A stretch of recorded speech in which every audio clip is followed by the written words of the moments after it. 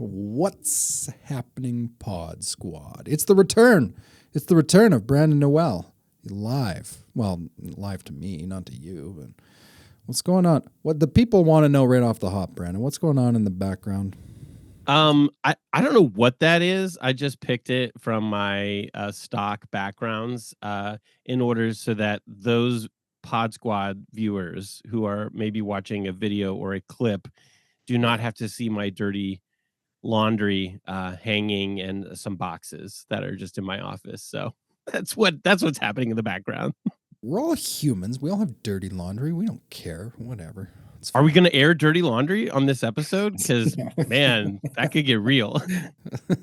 It'll be a new recurring segment. Yeah, Brandon Noel airs his dirty laundry, and it'd be like you would grab a dirty piece for everything that you say. Like, I was on a job site, and here's one piece of dirty laundry.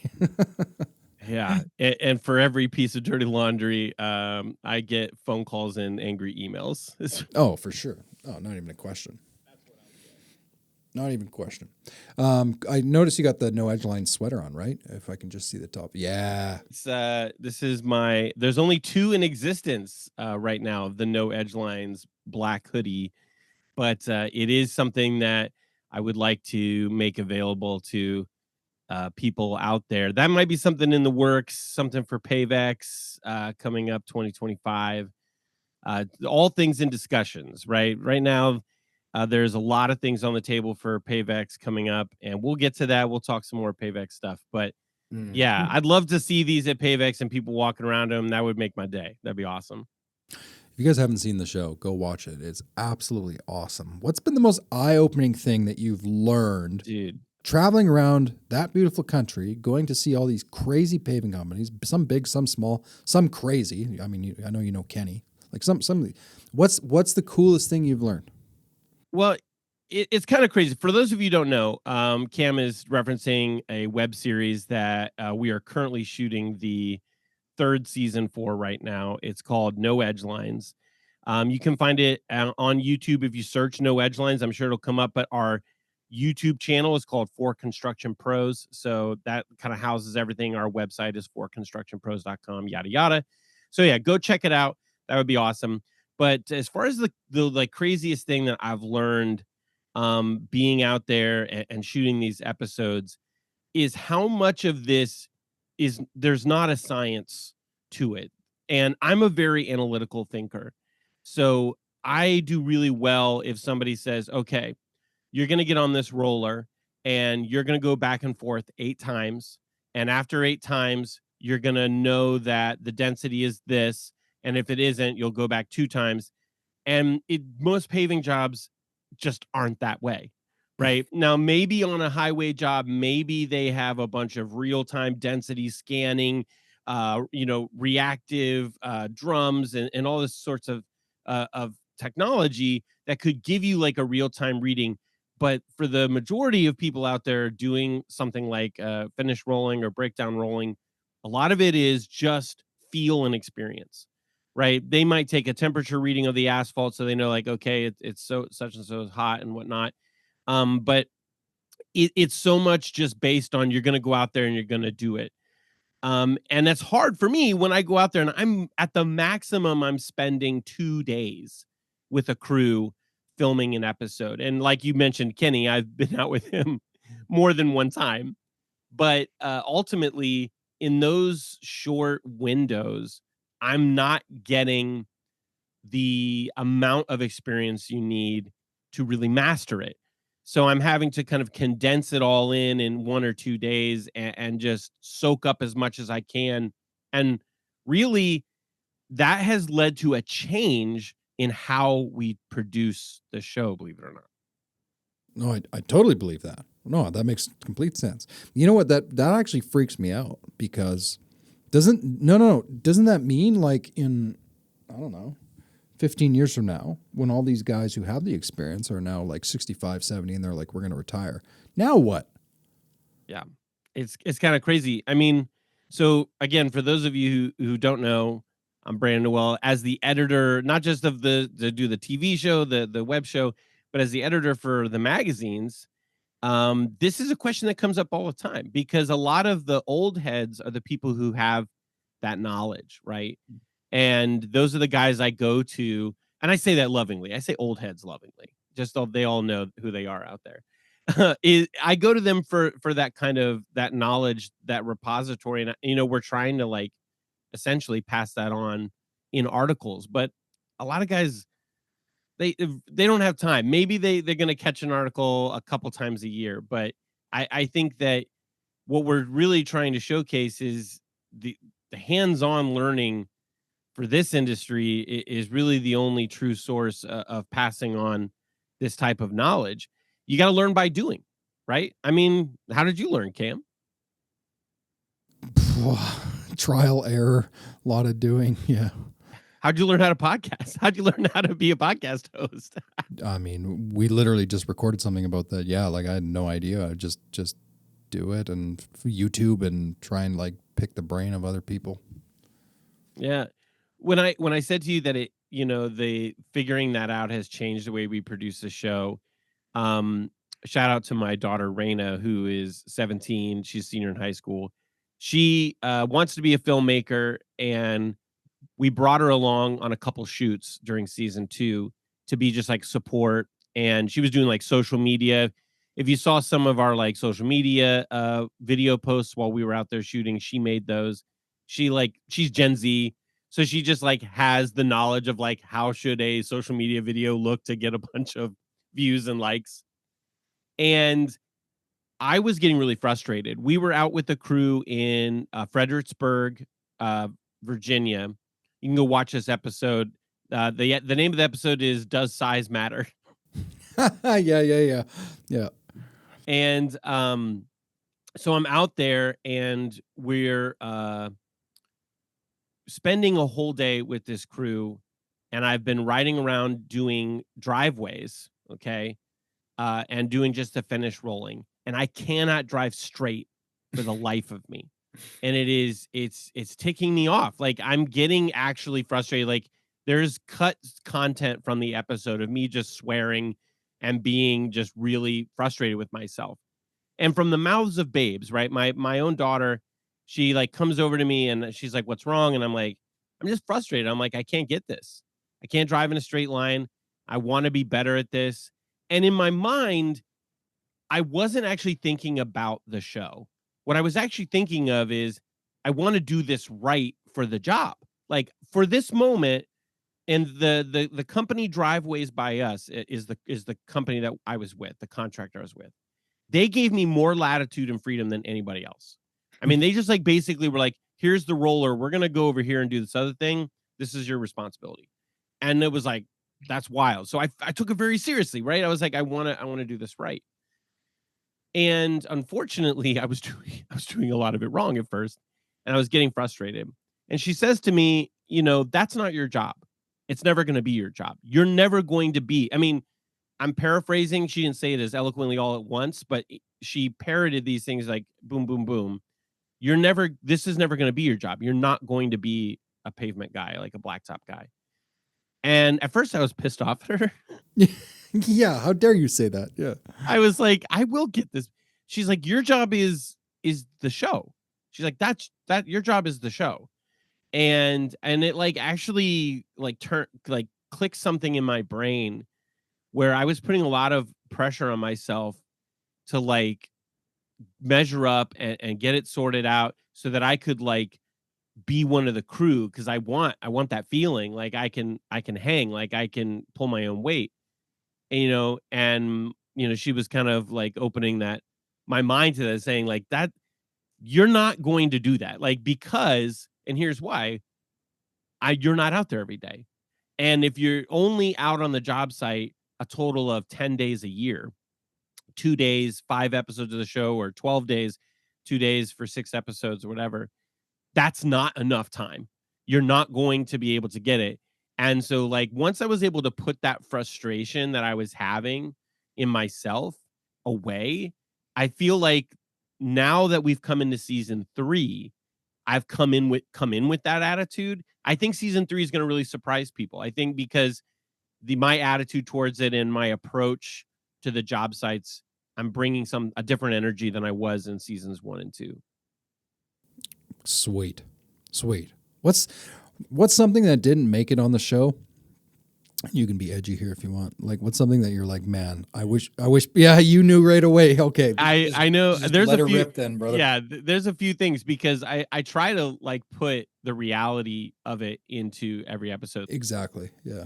I want to show. I don't want it to look too glossy, too well produced. Like I want it to have a little bit of roughness, a little bit of like authenticity around the edges.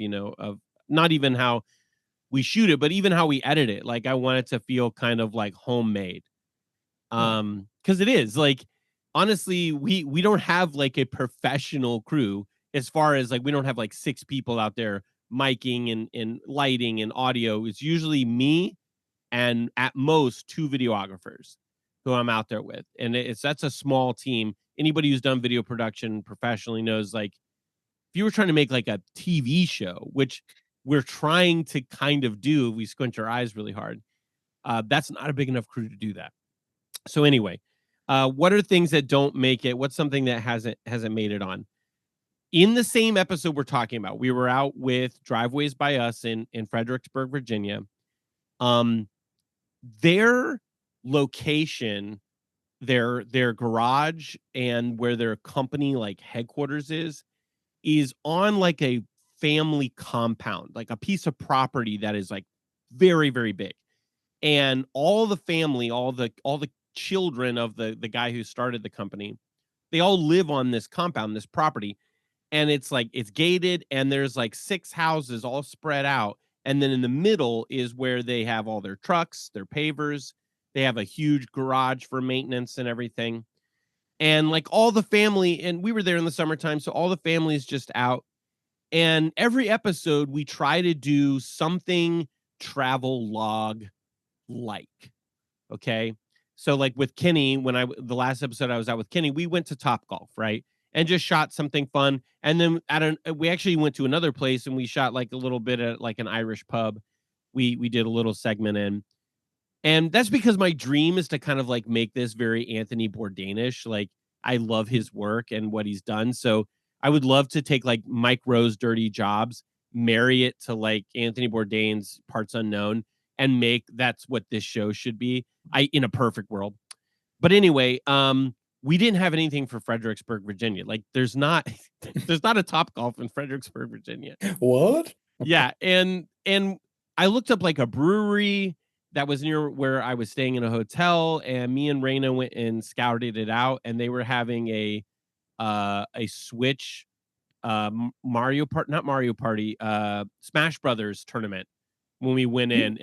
And as cool as I think that is, it was like the vibe is not right to like shoot something to put this in the show. So we didn't shoot anything there, and we were trying to grasp at straws. And I had this idea.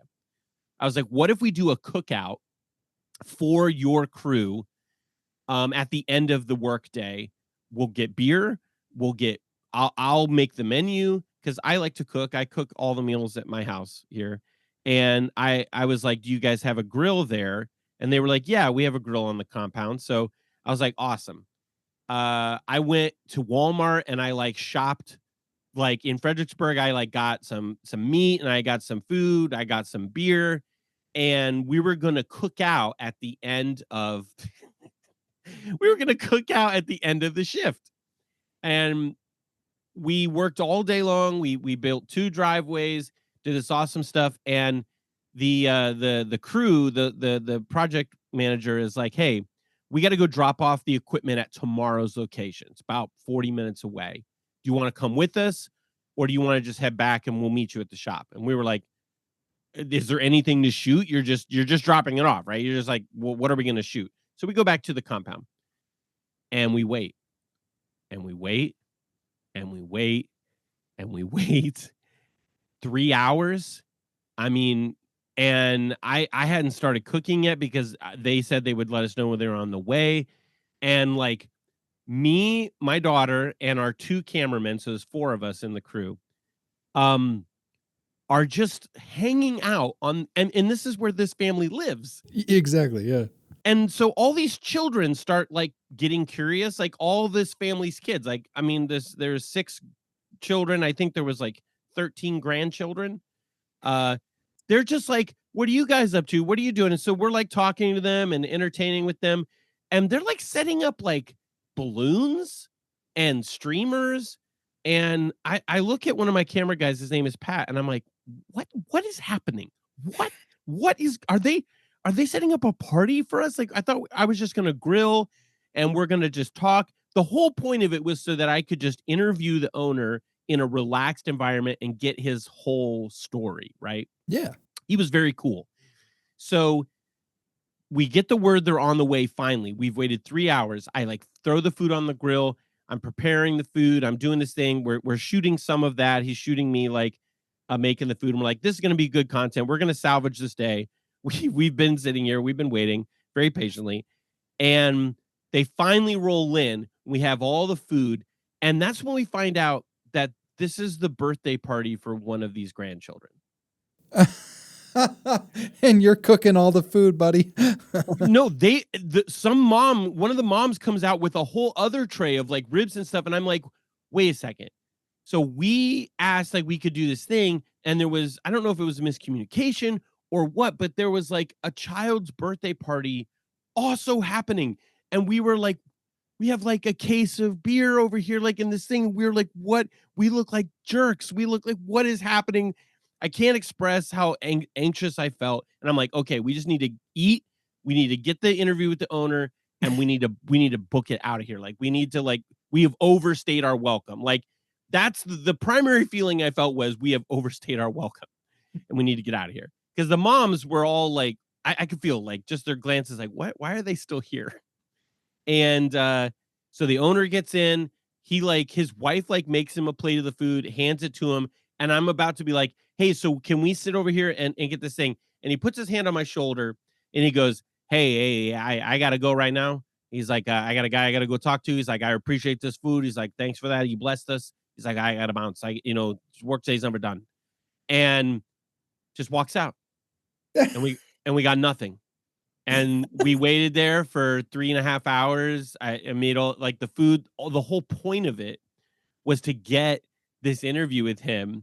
We didn't get it, but we shot all this like stuff of me cooking. We didn't put it didn't make. I mean, we cut it all because we're like, what is it? What are you gonna do with it now? It's like, yeah. I wish I had some kind of like oh, we did something so crazy that we couldn't put it in, but it was just like we wasted all this time. And God bless them. Like I love them. Those people were amazing at Driveways by Us. This is not a knock on them. It just was like a miscommunication of there was some errors and like explaining and that you just roll with it. You don't get a take two. You just kind of have to move on. Man, there's probably so much that happens that people don't see in the final product because the final product looks unbelievable. I love it. Well, I appreciate you, man. It's so good, man. I randomly think about the ones you did with All Out all the time. Like, oh, it's just so cool. You guys are like having Philly cheesesteaks in random places and just, it's awesome. Yeah, I mean, that episode, I got to shout out All Out Parking Lots because Marco Mena, he and his partner Kevin, they like brought me out there on their dime. We didn't even have a show yet. Like, yeah. And I was like pitching them like, hey, I want to do this thing. And he's like, I love it. I'm going to bring you out. We're going to fly in a helicopter. We're going to fly over Philly, like, and all this stuff. And I'm like, okay. Like, and he just, without Marco Mena and Kevin and the guys at All Out, I don't think season 2 or 3 would even exist because that really like cast the vision of what we were trying to do. Boom. Love it. You bailed me out today, so we were going to record this next month, and we had a cancellation, and you stepped up, as you do, and you said the thing you wanted to talk about on the show is what? I would love to talk to your audience, the Pod Squad, as you lovingly refer to them. Hashtag watch out Joe Rogan. Hashtag watch out Joe Rogan. Is that what he calls them? Did I just out myself that I don't watch him? Oh, no. That's not what he calls them. I don't think so. No, I just want him to know that, you're coming up. You're coming up. Yep. The followers are coming. Yeah. So the Pod Squad needs to know what. Yeah. Okay. I just was making sure we weren't infringing upon some copyrighted terminology. No. Yes. I want to talk about something that I'm very passionate about in our industry, and there's some awareness of it. You know, we always talk about this, right? Like, we're gonna raising awareness, and I think that that's great. I think that's a great activity. Right now, you know, Marvin Joel's a mutual friend of ours. He's doing a lot of work raising awareness about mental health, and I applaud him. He and I even had a short podcast interview, like talking about that. But I think that awareness only goes so far, right? And today, what I really was looking forward to talking to you about is extreme heat related illness and safety measures. That's a mouthful of things, but you could kind of condense it down to saying, like, I want to talk about heat safety. Yeah, fair enough. Well, I mean, if you just no, I'm if you just say you want to talk about heat, you could be talking about like ghost pepper sauce. So like I intentionally, this was hard for me. I intentionally didn't read anything. I haven't seen any of the articles you've written. If you have written about this recently, I haven't seen them. So normally I would like love to watch or read or consume. In this case, I did not. So I want to know why. What's going on with extreme heat that we don't know about? Yeah, before I talk to you about the ins and outs, I'll answer your question about why do I want to talk about it. Um, there's a lot of media coverage both within our industry and from outside our industry about work zone safety, right? Would you agree? Like, that gets a lot of coverage. Dude, I've heard stories about how people operated in this industry and others like 20, 30 years ago. And it's like, yeah, we've come a long ways, but I still think, especially in small businesses, dude, which, you know, you've probably seen some in your travels, like, yeah, there's a long way to go. A super long way. It varies drastically from job site to job site. And that may never change. Like, as far as the variance between one job site and another, just because of the nature of small business and state to state and yada yada. Yeah. Everyone does things a little differently. However, um, work zone safety took a real big, like, center stage, like at the tail end of the, like, Obama era, the beginning of Trump's first term in office there, and even through Biden's administration. There was this program that a lot of people refer to as one more day, or now the name escapes, but I believe that's like what they kind of colloquially called it. But to summarize, it was a massive investment in roadway safety, and it focused largely on like pedestrian deaths, like talking about like crosswalks and people getting hit. But it also was looking at the reasons for like accidents and driving, and people being on their phones, speeding through work zones. And they were analyzing why there had been a steep incline in fatalities, like roadway fatalities and grave injuries. um, and they put a massive amount of money, federal money, into improving these things. They looked at the statistics, and the problem is that on a national level, there were some success cases in some states, but on a national level, they really didn't put a dent in these safety numbers and these safety statistics. And so there has continued to be a growing pressure on us nationally about raising this awareness, work zone safety. That's why we have like work zone safety week in April. That's for like construction sites and everything. And I don't want to say that since that initiative that I talked about, like the one more day, like initiative, it kind of didn't have the result that they wanted, that they've kind of moved on. But I would say that the conversation has now largely shifted from how can the government do things to improve this, and now it's kind of mostly been shifted on like um driver safety. It's going to the personal responsibility route, like where it's like people need to, and yes, drivers need to get off their phones. They need to be more aware when they're driving. They need to slow down. They are largely the number one contributor to the men and women being injured in work zones on road workways. That is true. However, there are other contributing factors when it comes to work zone safety, and mental health has been one that has been risen as one of these other key factors. Why I mentioned it earlier. So we have traffic, work zone safety. I was about to count like this with my middle finger up, so that's all fun. We have traffic related work zone safety. We have equipment related work zone safety. That would be all the stuff that, that's inside the work zone, right? So traffic's on the outside. We got the stuff on the inside. Those are two variables, two factors. Then we have mental health, which has joined the conversation recently, and become more and more about it. Napa, I was at the Napa Midyear in Kentucky, and they had a whole class that I went to. They're talking about how daily check-ins and things with your employees can contribute to higher safety, less injury and stuff, because people you're not in the right headspace, right? So that's great that we're talking about these three things. And now the fourth one I would consider part of our whole conversation here is extreme heat related illness, extreme heat dangers, right? And there are all these other factors we could get into safety, like enclosed spaces and falling and stuff. But these are like the four kind of components that I wanted to really focus on. And number one, I wanted to talk about heat illness, extreme heat related dangers that can happen, especially in our industry. I mean, we're it's a seasonal business, and you're also working with the extreme temperature product, anyways. So, like, have you seen some crazy stuff? Is that what's really like giving you the mojo for this?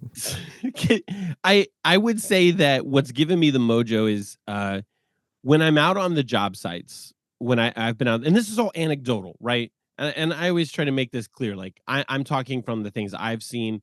I'm Yeah, not trying to say that this is it's happening everywhere and everyone's doing this. sure. But why don't we do an experiment, Cam? Let's say Love that, experiments. Go. okay, let's do an experiment. Let's say that your guys are out there, they're working on a job, and it's getting close to the end of the day, and things are just not done, right? They're not done, and it needs to be done today. We're probably going to have to go a little overtime, like, to get this done, but we can do it if we push through.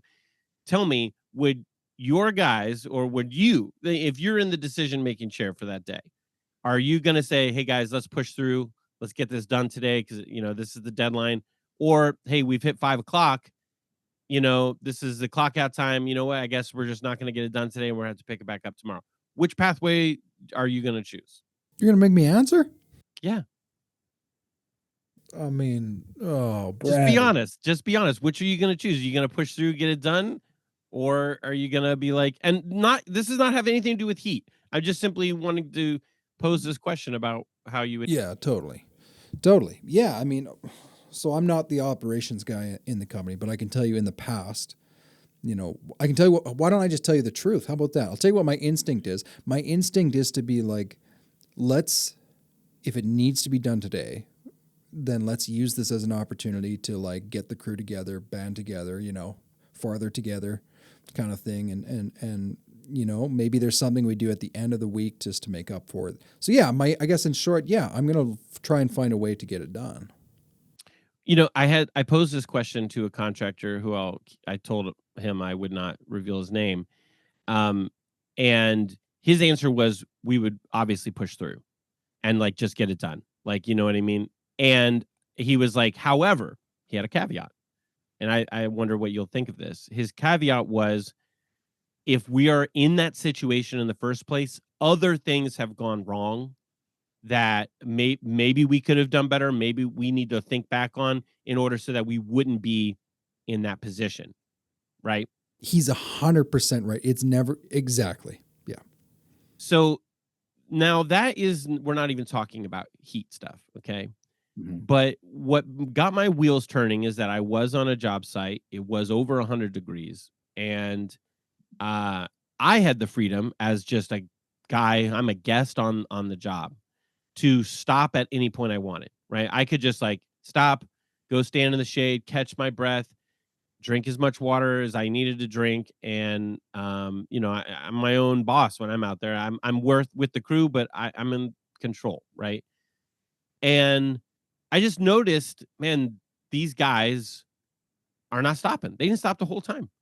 I saw them drink, sip from a water bottle on the thing, but nowhere near what the recommended amounts are in an extreme heat scenario, which is anything over 92 degrees Fahrenheit. That would be considered a extreme heat day.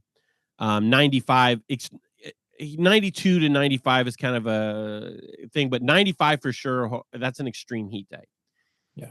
And I barely saw them drinking any water. And the recommended amount of water for an extreme heat day is at least 1 liter per hour. 1 liter per hour. I'm sorry, but I have never on any job site seen guys drinking that much water, even in 100 degrees plus. And got my wheels turning, made me want to look into these things. And I started researching with the National Asphalt Pavement Association, and I worked with a woman who is the safety manager for a Jacksonville-based asphalt producer. Okay, Jacksonville, Florida, and she sits on the Health and Safety Committee for Napa, and she showed me all of these plans that are ways that like um, anybody could adapt a heat safety plan. And this kind of opened my mind to it. I was like, oh man, there are all these tools, all these mechanisms that you can put in place for your company in order to ensure that people are not going to suffer heat stroke or have other, illnesses. There are lots of other things, heart attacks, high blood pressure. When high heat, your blood pressure goes up, people are in a lot of stress. It can lead to serious heart conditions. It could lead to strokes. So dehydration is nothing to fuck. I'm sorry, I can't. Am I allowed to swear on this show? I forgot. I was gonna say it's nothing to fuck with, but yeah, dehydration is a serious, and chronic dehydration can lead to kidney damage and all sorts of other chronic illnesses that can diminish your quality of life. And after speaking with her, I got just kind of my hackles up, you might say. I got really like, I think that this is a problem not really being addressed. And as I began to talk to people about it, unfortunately, the feedback I was getting from people is kind of like, that's kind of like pussy shit, right? It's like it's. Have I got a story for you about that? Yeah. Okay, because this is the reaction I got from a lot of guys. I'm like, I want you to be honest with me. Don't. I'm not putting you on the record. I'm not going to quote you. Just tell me the truth. And they're like, it's fucking hot outside. So what? It's always You'll hot. survive. Yeah. You'll survive. Push through it. And then that is when I kind of had a switch of gears, and I'll talk about what happened next. But I want to hear your story. Yeah. Well, it's super easy. I'm going to take a sip of water before I. Oh yeah, that's good. You need to Before I tell you the story. you need to be hydrating. It's incredibly tragic is what it is, but it's also a short, simple story. There was a major, massive hydroelectric dam that was built in my old city when I was a glass guy. That was my old trade. I was a glass and aluminum. So anyways, we had the contract to build the workers camp. So we were there for like, I don't even know, a bazillion years building this massive camp. And big project, right? Like multi-billion dollars. So there's a big safety thing every morning. Safety's priority on a job site like that. You got cranes flying around and loaders and like big stuff, right? They're building a dam. Trucks flying around all day, concrete trucks. And at one of the meetings, they're like, yeah, there was a fatality on the job site. And so everyone's like, dude got squished by a truck, right? Because that's what you're thinking, right? The crane snapped and killed a guy. And he said it was a heat-related issue. The guy had extreme heat. I think he was on the roof. I don't know what exactly he was doing, but it basically, and I hope I'm not getting it wrong, but essentially died of heat stroke, something with extreme heat, right? And I saw the look on people's faces, even on our crew. They were like, really? Like, it was true. Now, they didn't say anything super offensive, but what you just said was, I saw it with my own eyes, and I was like, the dude still died. So yeah, it's not going to make the huge news of like, dude gets crushed by a 100-ton crane. That's pretty sensational. That's going to make the news. But like, the dude still, it's the same outcome. The guy died, and I could see them. They were just like, just heat. Not good. No, and I used to work. I've told this story before, but my job before this was in steel. I worked in a steel factory here in Northeast Ohio for 14 years, and what I will tell you, I'm not going to put them on blast, but our safety there was probably what safety is like in a lot of blue collar industries. There's a lot of dancing around rules. There's a lot of careful management of OSHA regulations. I, in fact, did a video for my old company because I was into video as a side job, like side hustle, before I came here. Mm. And I did a production video for them. And there were two shots I actually had to cut out because the way we operated a certain steel press Yeah. we would operate it without the safety guards in place because the pieces of plate steel that we were modifying were larger than the base. So like you couldn't have the safety guards on and have the steel in there. So we just operated without the safety guards, right? So they were like, "Hey, cut that shot out because if OSHA sees that or if there's any question, like that's gonna be bad, right?" That kind of stuff, Cam, it happens everywhere all the time, right? So people will skirt around OSHA regulations when they need to accomplish the job. As we've already established, when it comes to heat stuff, people can kind of like sneer at it and be like, "That's pussy shit." And I know whoever does the beeping in your podcast is gonna be like, "Gosh, I have so many to do." And then the other thing is like when push comes to shove, if there's a deadline, I feel like people will always be like, "We got to push through," where we have to get these things. All those factors combined, the last line of defense, what you would hope, I'm going to adjust my mic here. It's kind of slowly like falling because of the weight of the mic. And it's old. The last line of defense then is the government, right? Is OSHA's the government, sort of, but like Sure. OSHA enforcement is kind of like when the OSHA regulators are coming. Like pretty much like we did have OSHA regulators come through the factory where I worked, but like they knew in advance when it was happening. So like it's kind of like, all right, well, they're just gonna change those things, whatever. So you would hope that the last line of defense is that you're gonna have. I mean, I think about labor laws all the time. Wrongful termination, those sorts of things. Like sometimes the labor laws protecting workers are the only things workers have. They largely don't have unions to protect them. So if you're an individual working in an unsafe environment, the last line of defense is that the law might be on your side. That's what you would hope. Okay. Well, enter the last 2 years and where I wrote an article that's up on forconstructionpros.com. You can also find it on asphalt.com. All my articles, you can just go to asphalt.com. Baby, I got that domain on lock. Asphalt.com. That's pretty sweet. That's awesome. So there's an article, you can go find it there right now. It's called "When the Heat is On, Safety Rollbacks Endanger Road Crews in the Sun Belt." And the bulk of this article is about 3 laws that got passed in the last started in 2023, then some in 2024. These laws that got passed in the states of Texas, Georgia, and Florida, which restrict cities and counties, smaller localities, from passing legislation that would require additional water or heat related safety breaks. Now, just telling you off the rip without any further details, what is your reaction to that fact? Crazy. Crazy.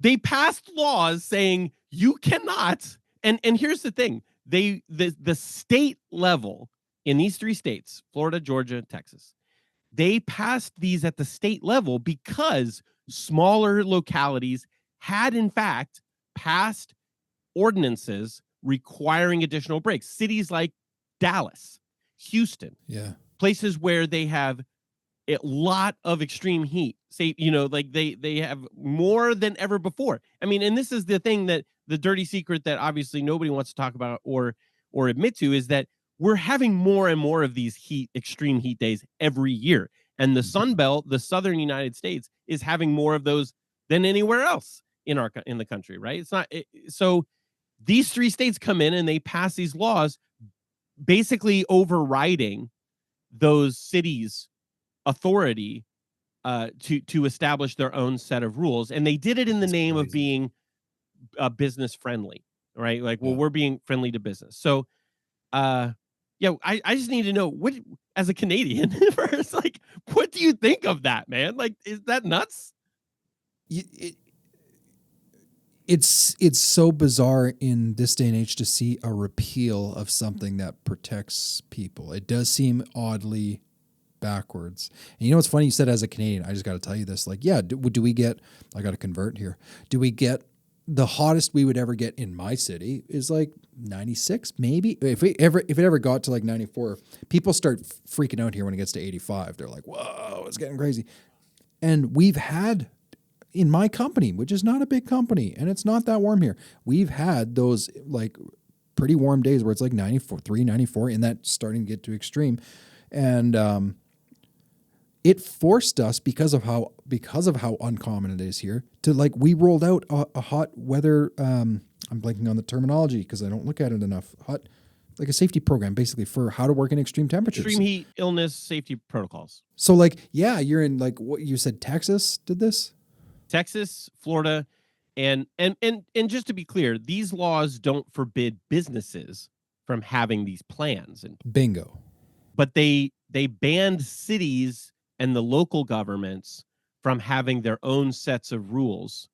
Um, through the democratic process, having their own sets of rules, saying that you have to have extra breaks when it hits a certain temperature. And it just blew my mind. And when I began to investigate this, the first response I got, I made some phone calls to those states, asking as a media representative. I had questions about the laws because, like, anybody can do this. By the way, Yeah. these are our public representatives. You can call and ask questions. But for instance, like in Texas, the bill was HB 2127, and I called and I wanted information about, like, what was the purpose, like why is this happening, and basically they were saying, like, well, listen, we're not against these laws, but we have a safety body in place called OSHA, and OSHA's in charge of making these rulings. And and mind you, there is a process carrying out right now as we speak that will come to the end at the end of September. The OSHA is going to make a decision about a national heat safety rule. Okay, and that will override all these laws. If they decide, yes, they want to make a rule, they could just decide we're not going to make a rule. Um, so I think that the reason I'm bringing this to attention right now is because people can go to OSHA's website and you can make public comment on these things. I don't know if this episode will come out in the month of September. Oh, it's not. Bummer. Oh no. Okay. Well, I guess we'll just cut that out. Or if you don't want to edit it out, your cam editor, just say it won't. It will have already passed the deadline for being able to make public comment. What do you think's going to happen? Honestly, I think they're going to ask for an extension. I think they're going to ask for an extension and kind of punt the ball. My gut feeling is that they're going to punt on this and say we need more research, we need more time to make it. So I am empathetic to the business owners because it's, in a sense, it's like, well, it's going to be more of a cost now. Now, it's an important cost, mind you, but it is more of a cost, right? When the reality is it's probably not that big a deal at all. Like, I know people get freaked out about drafting their own documents and templates and stuff, but like, it's not a big deal to like, why not have it as a standard policy? Just have like a 20-gallon water thing that's brought in the back of one of the trucks. Like, Yeah. You remember those old McDonald's coolers? You could like get the juice out of. Yeah, just get one of those things. So, hey, you probably know then. So if I'm listening to this and I'm like, well, I got nothing in my company and I'm in Texas, that's probably in trouble. Could be trouble. Where would I start if I wanted to like have something to protect my people policy? Yeah, that's a great question. And what's really cool is that there are two good resources out there. First and foremost is the National Asphalt Pavement Association website, NAPA, which is just asphaltpavement.org. You can go there, and they have lots of different plans and things that you can download, free resources. But you can go there. If you go to my article, I have links to it. And Cam, I could send you these links, and you could put it in the show description, so people would just click and be like, Yeah. "Hey, I need some starter rules about how to handle this."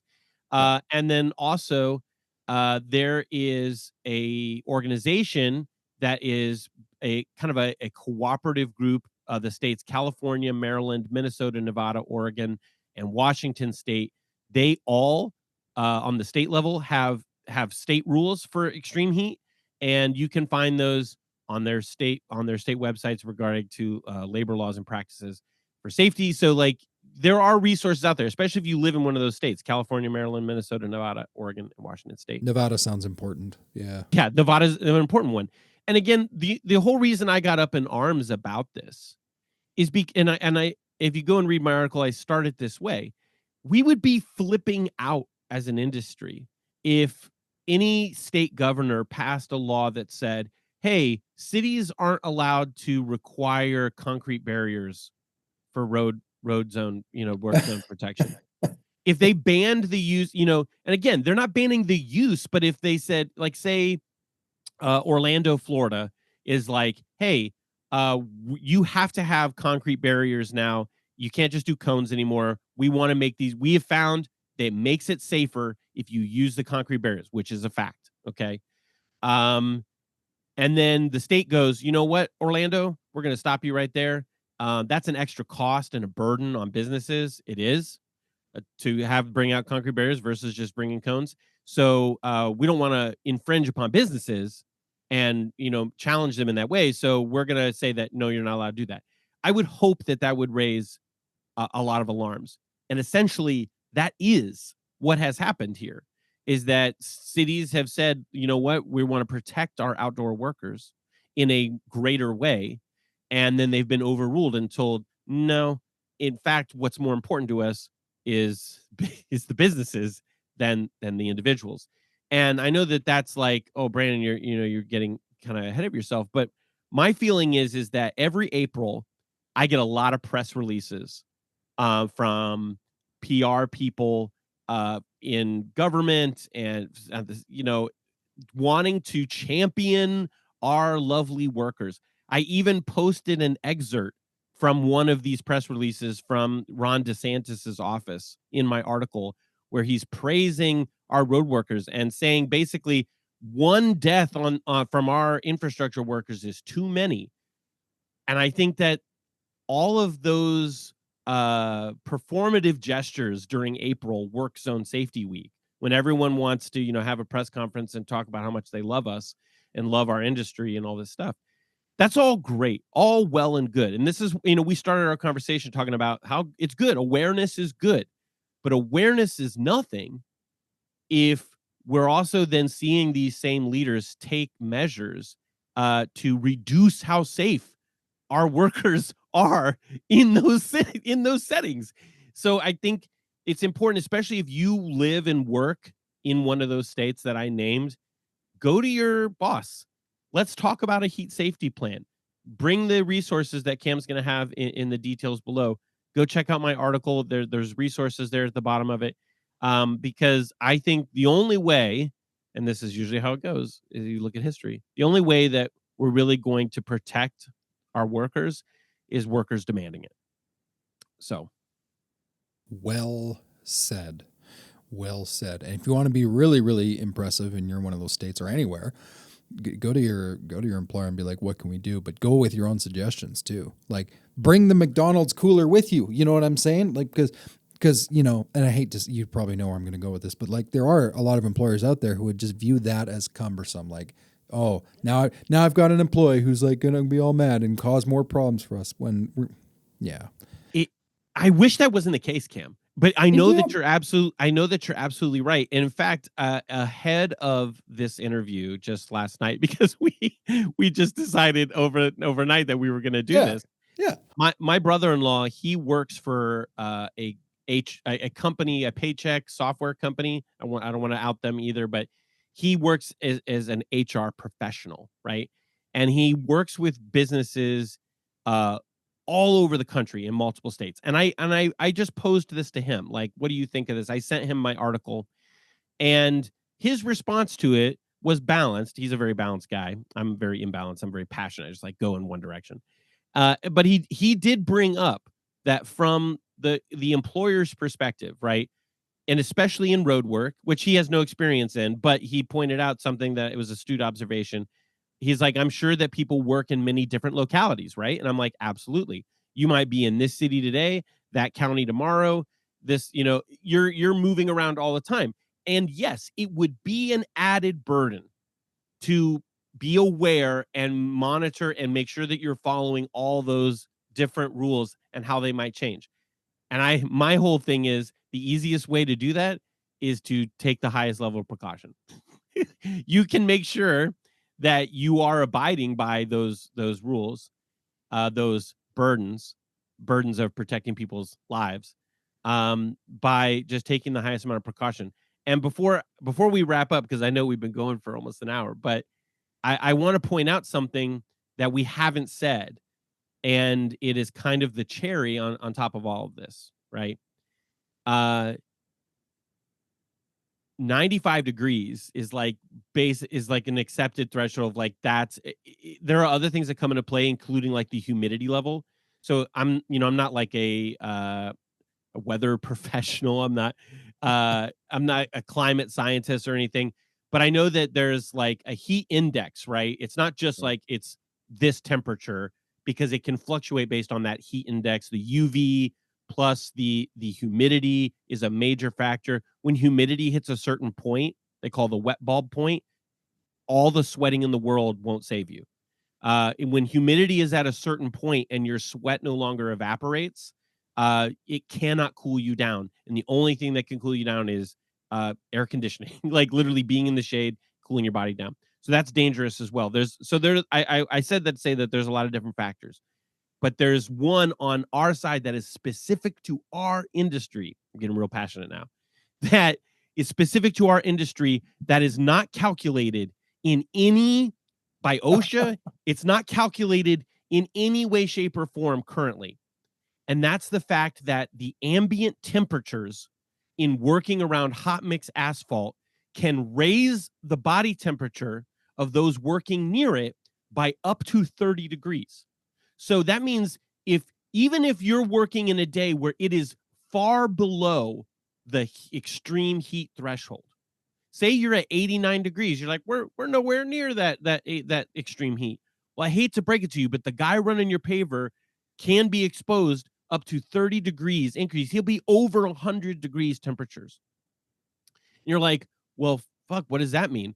Well, it kind of means that we perhaps should be just operating at extreme heat safety protocols all the time. You should probably have 2 of the McDonald's coolers. 2 of the coolers, a liter an hour, an hour of intake. And I know I can hear the arguments if I was up in front of a room at Ignite. If I'm at Ignite and I was like, that's where the Ignite conference in December is, where all of the business owners meet, right? It's a thing for the owner operators, the guys who are running the businesses and whatnot. If I was up in front of them in December and I'm down in Clearwater Beach, Florida, and it's beautiful and we're having a great time, and I got up and I said these things, they're going to shout me down. They're going to be like, oh my gosh, that's going to slow everything down. And it's like, yes, it will. It will slow things down. Yes, it will be a added burden in some way or another. However, not doing it is hurting our people. The same thing was said when steel toes were mandatory, when eye protection was mandatory, when high vis was mandatory, when seatbelt. Like, pick your thing. Every step of the way, on the worker side of history, has been a thing we've had to fight tooth and nail for. And yeah. I am firmly on the side of the worker, 1,000%. I love you, owners out there. I love you. I need you. We need you in this industry. But push comes to shove, I'm worker guy first, and we need to protect those people. Hey, it's hard enough to hire guys as it is, right? We can't be letting them drop like flies. We can't. You got to protect those guys, because Lord knows, trying to replace them, good luck. I once shut down the production in our company a couple of years ago I said it was going to be 2 weeks, but we managed to get through it in 3 days. I shut production down for 3 days because I hauled every single production person in. It wasn't about heat, but I hauled everyone in. I was like, these are the incidents we've had. Here's the policies that are not being followed. And my wife, Robin, who's a part owner and director, and myself refuse to ever employ people and have a company where we think there's a legitimate chance somebody's not going home to their family. So we're going to shut it down for a few days and get this sorted. And that's hard to do, man. That was rough. That ruffled feathers. People left. Yeah. Yeah. So you got to do it because, man, I don't even want to go down that road. What happens if you're the one who has one of the hundreds of people that die? Like, you want that? Yeah. And it's so, Cam, it's so underreported because while I list it, I don't want to get into it now, but in my article, asphalt.com, I list what are the numbers of deaths that are related to heat illness every year. And they've grown, but they're still, like, you might say, oh, 22 people is not that many people. 22 people is a lot of fucking people. Okay. But, and That's a lot of it's a people. lot of people. Okay. But the thing is like, it's not a number that might make people just like freak out. Some people, Just like somebody dying because of heat stroke on the roof instead of a crane crushing them. It's like, whoa, it wasn't a crane. Dude. I mean, it's normal, right? It's just human nature to kind of maybe just having a non-reaction to that. But the fact of the matter is that they go deeply underreported because what happens is a guy is out on the job all day, exposed to the heat, doesn't drink enough water. He gets off the job, goes home, and has a heart attack. And then on his death certificate, it's listed as heart attack, which is what killed him. However, the contributing factors to those things, which are being studied, there are studies currently in the works looking at these contributing factors, but as of today, they're deeply underreported. And we'd all look around and say, like, oh, it's really sad that Joe died. You know, he went home and he had that heart attack. We loved him. He was great. And it's like, you can't be responsible for what happens to guys when they're off your job site, 100%. But while they're on your job site, we should be taking care of them to the utmost. Amen, brother. Amen. Give me 60 seconds because we're in an hour. Give me 60 seconds. Ignite, that's a thing. You'll be there. Pavex, obviously a big thing. And what can people expect? Hype it up. Give me the hype. Well, listen, Pavex this year is going to be in New Orleans, and we are going to be there just as Mardi Gras is starting. So if you have ever dreamed of, like, you know, I'd love to see Mardi Gras. It's a thing I've never done. It's on my bucket list or whatever. This is a way to get down there and experience it and write it off on your taxes as a business expense because we are going to be having a great amount of education, more than even in years 1 and 2. We are going to have a larger show floor than we've had in year 1 or 2. Everything continues to grow. Pavex continues to grow. Ignite, I mentioned it before, is the construction summit we have in December. It's going to be in Clearwater, Florida, again this year. It is for owners, owner operators, people who are managers, project managers, your sales team. It's a place for really, like, your office and operations people to get enriched, to share their knowledge with other people from around the country, to hear some panels of amazing, experienced business owners in the asphalt pavement industry.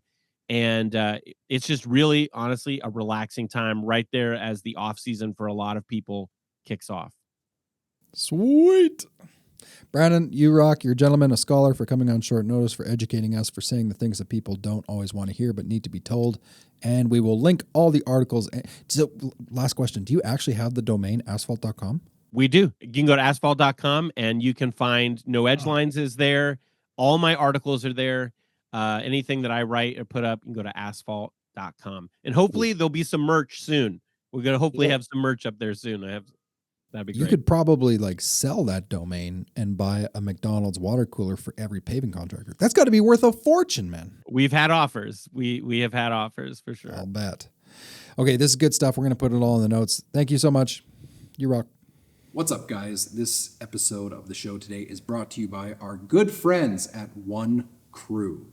So if you run a pavement maintenance business, asphalt paving, line striping, one of the biggest things that has helped me grow my business from literally working out of a minivan to like 7 figures of revenue was understanding the costs that we were putting into our jobs and speeding up the process of how quick we can serve customers.